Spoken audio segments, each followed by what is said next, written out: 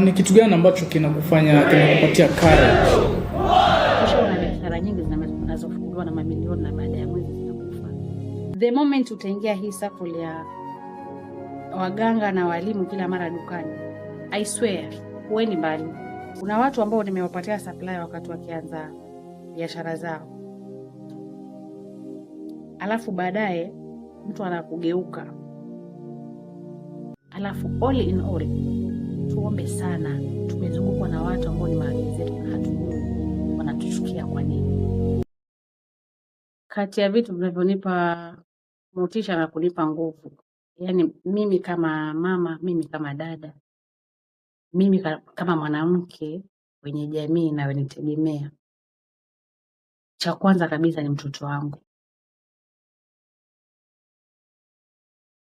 Siwezi kata tamaa kwa sababu mimi nishakuwa mzazi na sitamani njia ama changamoto ambazo nimezitumia mpaka hapa nilipofika yeye apitie. Kwa sababu kusema ule kweli tu nimetumia nguvu nyingi sana kujenga biashara, so sitamani na yeye atumie nguvu kama hizi ambazo nimezitumia mimi.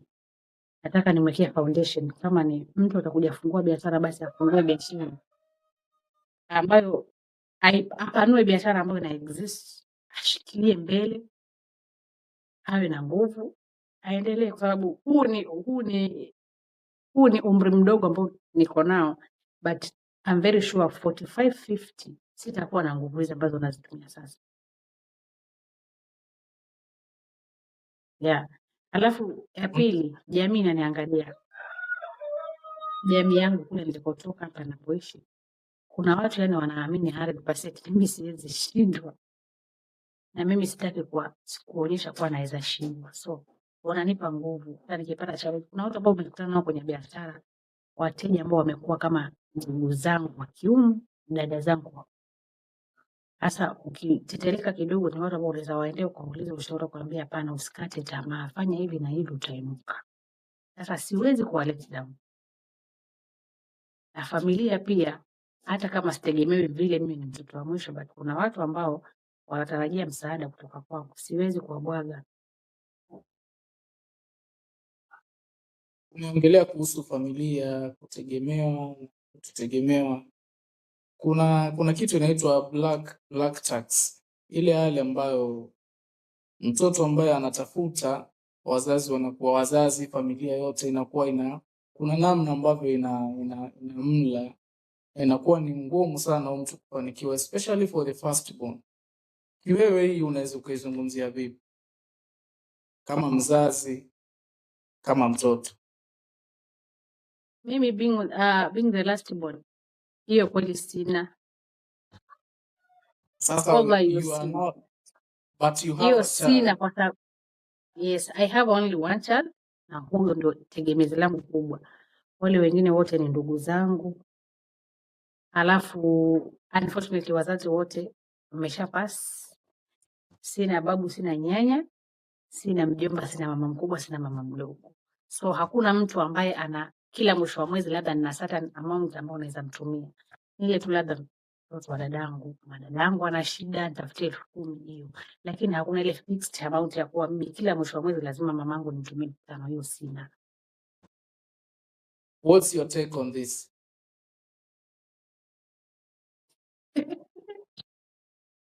You as a parent, kumbuka wewe ni mzazi, na huyu mtoto pengine kwa namna moja ama nyingine, pengine kuna watu watakuwa wanamtegemea, kwa sababu mara nyingi inawapata kuanzia ma first born, ama kama uko na watu nyuma, inaweza kuwa wewe si first born lakini uko na wakubwa zako ambao bado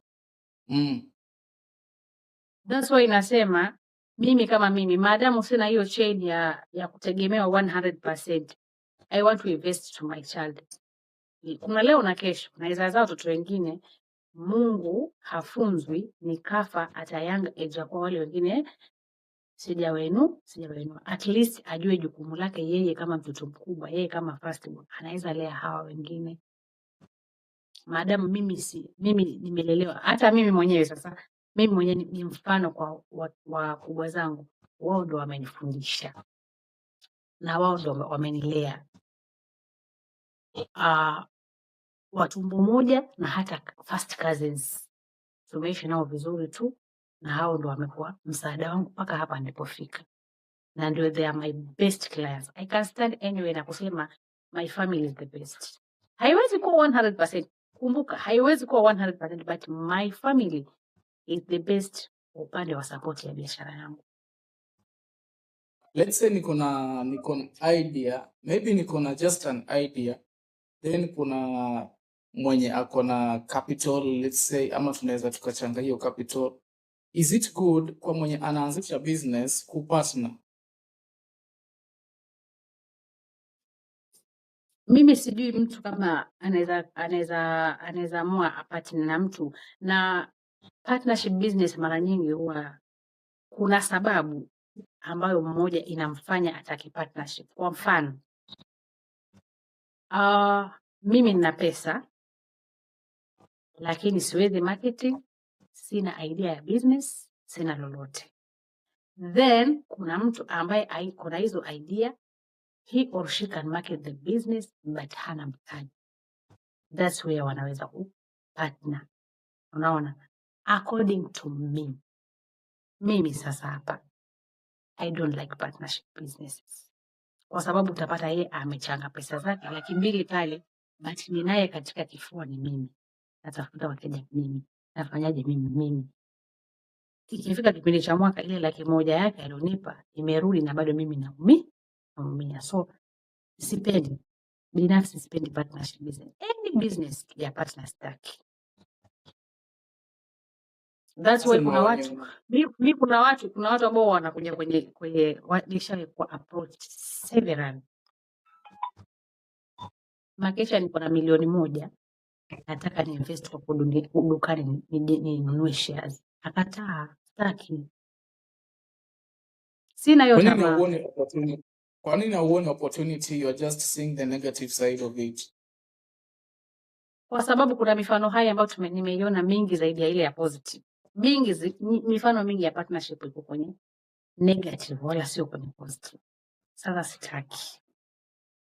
Wasitaki kabisa. Kuna wale ambao wanaingia kwenye biashara ama wale ambao wame partnership in terms of hiyo kupartner, maybe couple.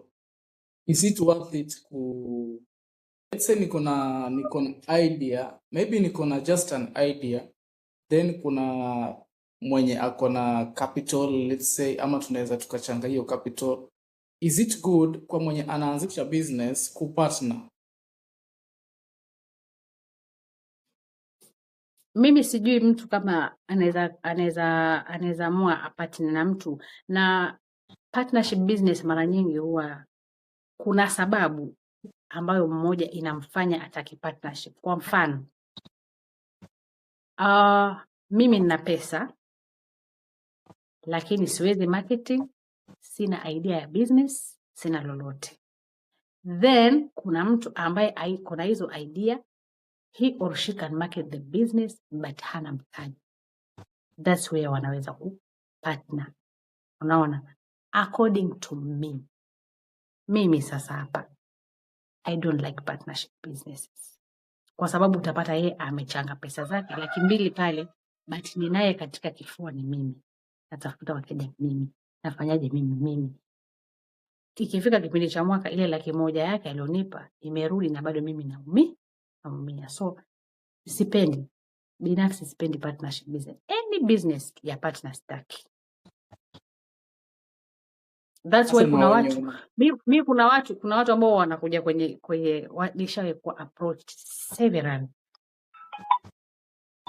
Makesha niko na 1,000,000, nataka ni invest kwa dukani ninunue shares. Akataa, staki. Sina hiyo tamaa. Kwa nini hauoni opportunity? You are just seeing the negative side of it. Kwa sababu kuna mifano haya ambayo nimeiona mingi zaidi ya ile ya positive. Mifano mingi ya partnership iko kwenye negative wala sio kwenye positive. Sasa sitaki. Wasitaki kabisa. Una manage vipi kwenye masuala ya fedha? Kwa mfano kuna kitu ambacho kina monitor the transactions when you are not around. Kwa mtu ambaye anataka kuanzisha biashara na inambidi aajiri mtu, atamanage vipi hizi transactions kuwe na ile transparency yeye na mfanyikazi? Kwanza mimi kama unavyojua biashara zangu nyingi nafanya online. So hata ukija pale dukani ukiona ile duka langu, lile duka limejaa vitu vingi. Jua vile vitu vyote ambavyo viko pale dukani niko navyo kwenye simu yangu. Hiyo ni kitu cha kwanza.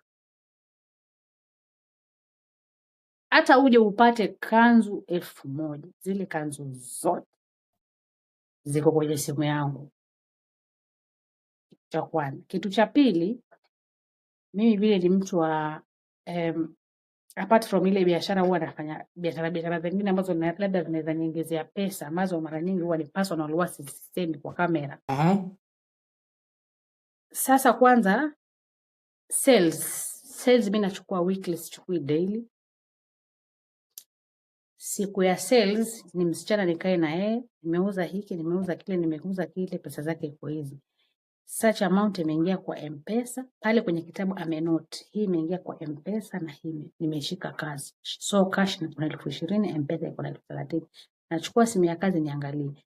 Ako na simu ambayo inafanya transaction zinaingia kwa simu ya kazi, ambayo simu anayo, haziingii kwangu personal, lakini ile simu hana pin. Kwenye biashara wengi huwa wanafeli kwenye mambo ya fedha. Kabla nianzishe biashara, kuna vitu gani ambavyo unafaa kuvizingatia kuhusiana na fedha? Unafaa kujua mtaa. Mtaa unaotaka kuanzisha biashara, demand ya wateja ni gani? Huwezi kuja mpaka Kombani ukafungua biashara ya pork. Utauzia nani nguruwe? 99% ni Waislamu. Pili, ujue muda wako wewe, muda wako. Utajipa muda gani kwenye ile biashara? Saa ngapi utakuwa free kufanya biashara, na saa ngapi utakuwa na familia, na saa ngapi utafanya ABCD.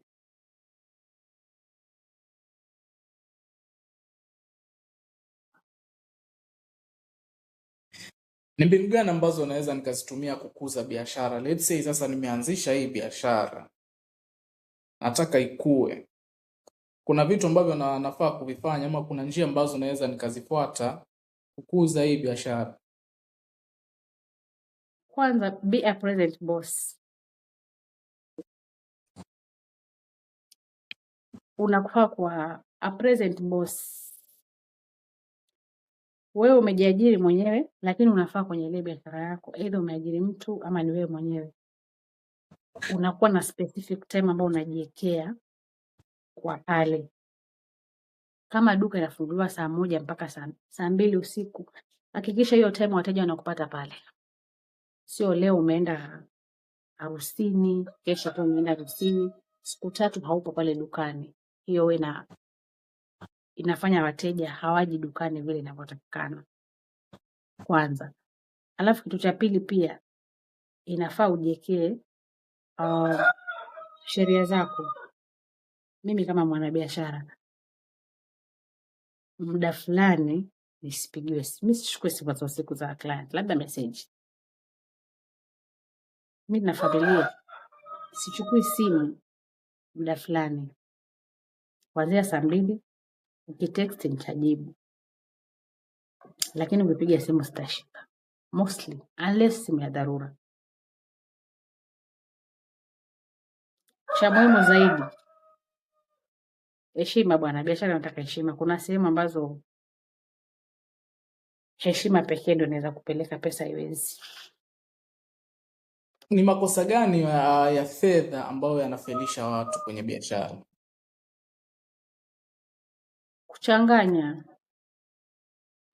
Kuchanganya pesa zako personal na pesa ya biashara. Pesa ya biashara na pesa yako personal haichanganywi. Pili, kujiwekea malengo ya juu. Kuna standard ikifika ya biashara. Let's say sahi mimi nipate dharura 20,000, nichukue pesa ya biashara 20,000 nitumie mahali fulani. I'm very sure ile biashara yangu haitayumba kwa sababu ya shilingi 20,000 pale ilipofikia.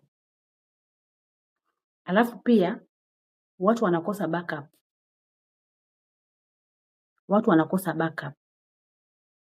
Biashara ya mtumba bila backup hakuna mahali utaenda. Na ile paying yourself first, kwamba kwenye biashara pesa inapoingia unajilipa wewe kwanza.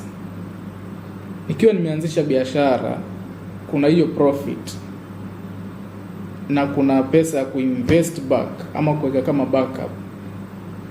Nawezaje kujua hiki sasa nafaa kujilipa, hiki nafaa kuweka kama backup, ama hii nafaa kuireinvest back to the business?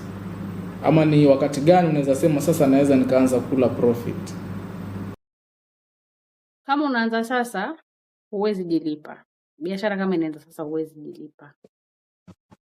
Labda kama unachukua kama ni biashara ambayo unaitegemea 100%, uchukue a very small amount ambayo inakusustain tu kuishi, labda chakula nini. Biashara ya kwanza sasa huwezi jiwekea some amount, lakini with the time vile unakuwa, kwa sababu wewe unajua kama buibui moja linaingia shilingi 800, mimi naliuza 1,500. So kila ukiuza, kila kwenye sell una separate capital, zile zingine sasa unaweka mahali. Kifika mwisho wa mwezi unachukua amount ambayo umejiwekea. Mimi mwisho wa mwezi na let's say mimi mfano like say mimi mwisho wa mwezi najilipa 20,000. So mwisho wa mwezi kwenye ile account ambayo nimeweka, ambayo sio pesa ya capital, ina shilingi 30,000. 20 najilipa, 30 backup ya biashara. Ile ni pesa ambayo sichanganya na capital. Hiyo ndio backup account. Na unaweza pata ukiwa na discipline nzuri kwenye biashara.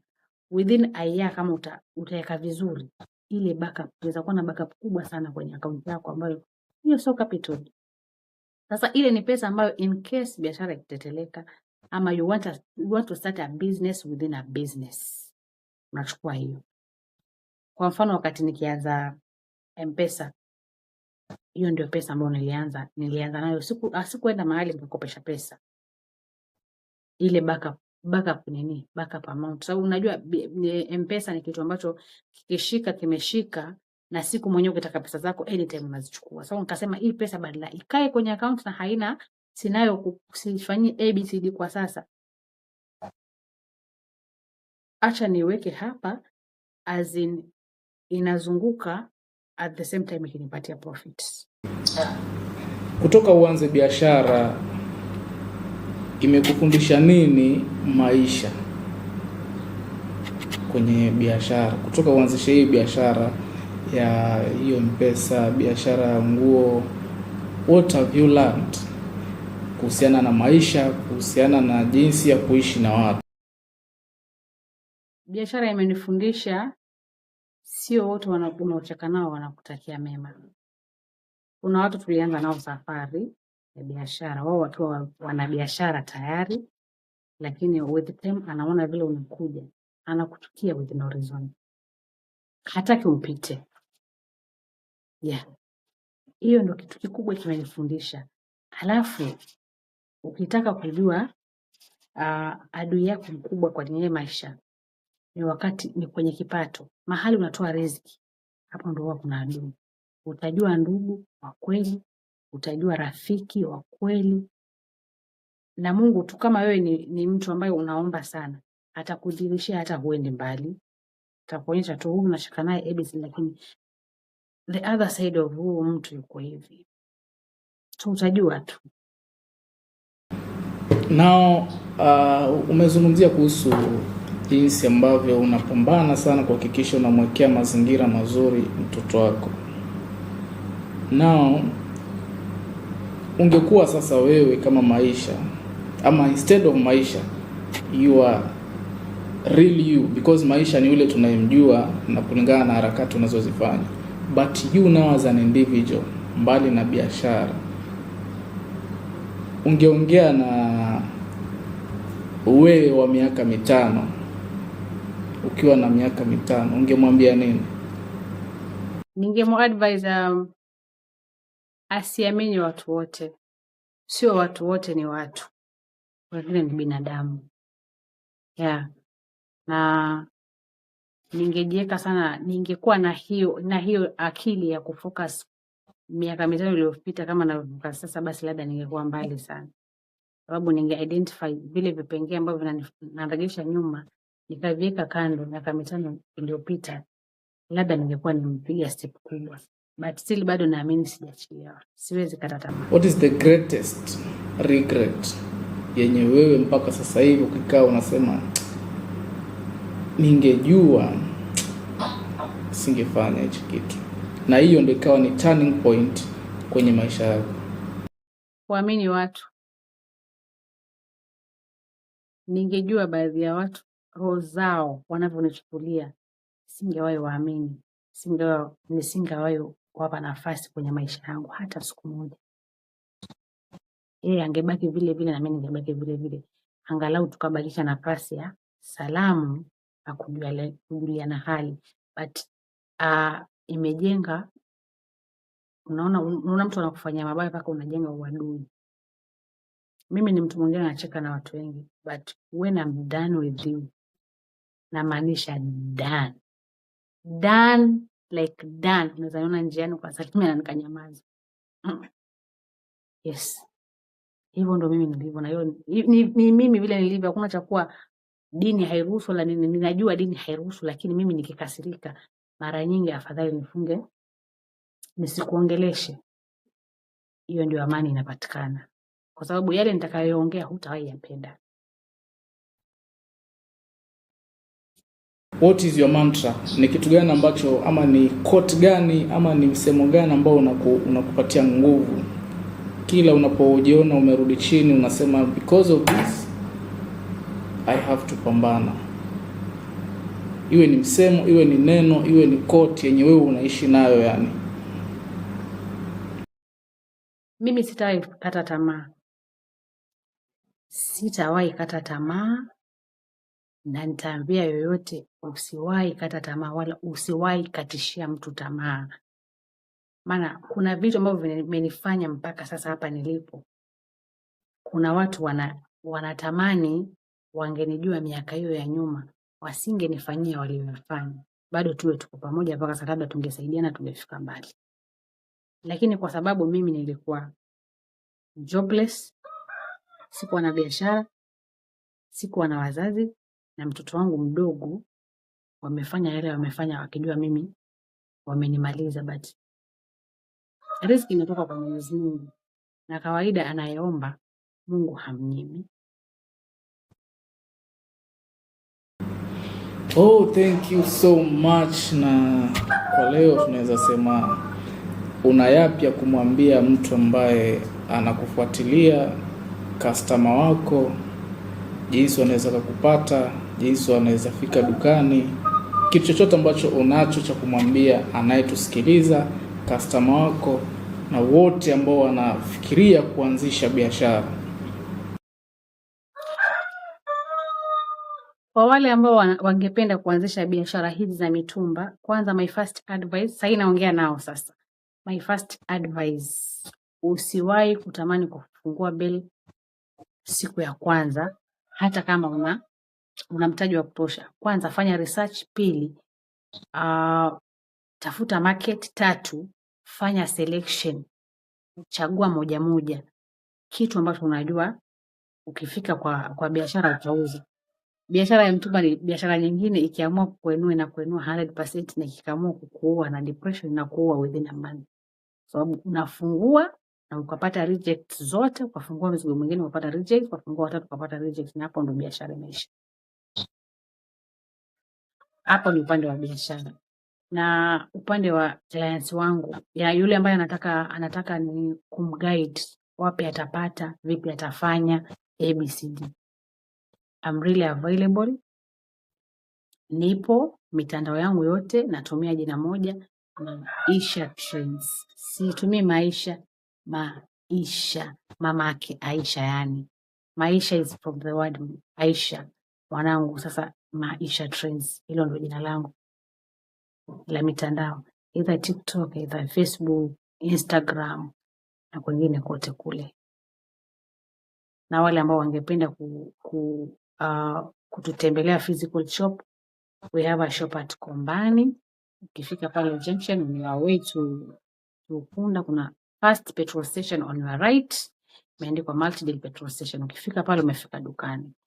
Na wale wako Likoni kuna Mbaya, ukifika tu pale kama una branch kwenda Dongo Kundu, on your right kuna duka pale imeandikwa Maisha Bookshop. Sasa nimebadilisha jina, nimeita Bookshop. Bookshop ndio iko more active than other businesses. So nawakaribisha sana dukani kwangu. Nawapenda na wajali. Asanteni sana kwa kunishika mkono mimi kama dada yenu, mimi kama ndugu yenu. Ndani ya miaka 8 sijawahi yumba, sijawahi kata tamaa kwa ajili yenu.